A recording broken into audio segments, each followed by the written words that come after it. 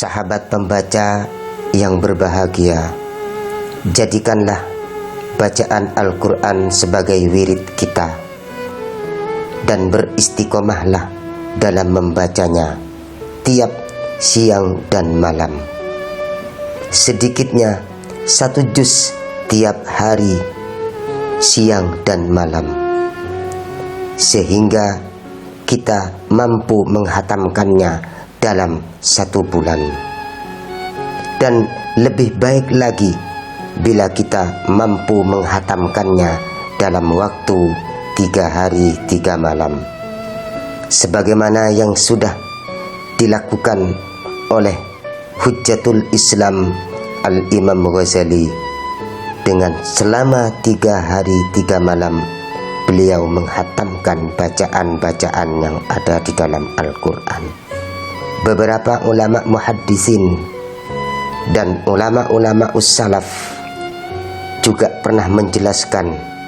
Tak lupa Al-Imam Hakim dengan riwayatnya, beliau pun pernah mengatakan bahwa baginda Nabi besar Muhammad alaihi salatu wassalam bersabda, "Afdalu ibadati ummati qiraatul Qur'ani." Ibadah yang paling utama dari umatku di dalam urusan membaca ialah membaca Al-Quran. Al-Imam Ghazali dan sebuah ulama, sahabat yang nomor 4, Sayyidina Ali karramallahu wajhah, beliau pun berkata, barang siapa membaca Al-Quran dengan sholat berdiri, maka ia mendapatkan 100 kebaikan dalam setiap hurufnya. Dan barang siapa yang membaca Al-Quran dengan duduk waktu sholat, maka setiap 1 huruf mengandung 50 kebaikan. Dan barang siapa yang membacanya di luar sholat di dalam keadaan suci, maka setiap 1 huruf mengandung 25 kebaikan, dan akan mengandung 10 kebaikan bagi orang-orang yang membaca Al-Quran di luar sholat dengan keadaan tidak suci. Inilah yang pernah beliau katakan, yaitu Sayyidina Ali karramallahu wajhah. Tetapi janganlah kita jadikan tujuan bacaan Al-Quran hanya untuk memperbanyak jumlah bacaannya, tanpa memikirkan makna dan aturan dalam segi bacaannya.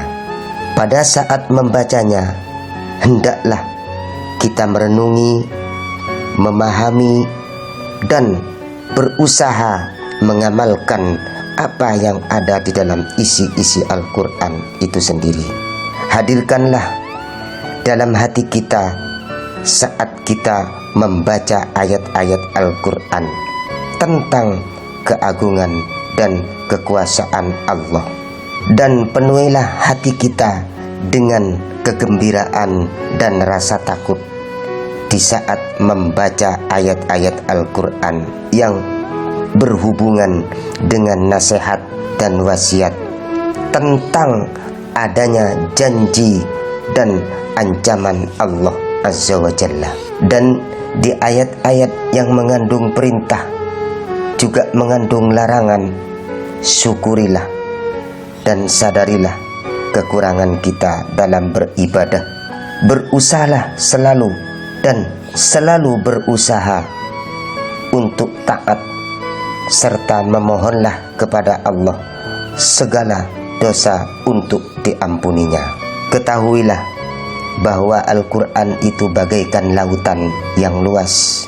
Ia pun mampu mengeluarkan mutiara ilmu dan beberapa pengertian-pengertian yang penuh berharga. Bahkan dengan bacaan-bacaan Al-Quranlah seseorang dapat terbuka kepemahamannya, sehingga mampu memahami sesuatu yang lebih sempurna dan lebih teliti serta bertambah luasnya ilmu yang kita miliki.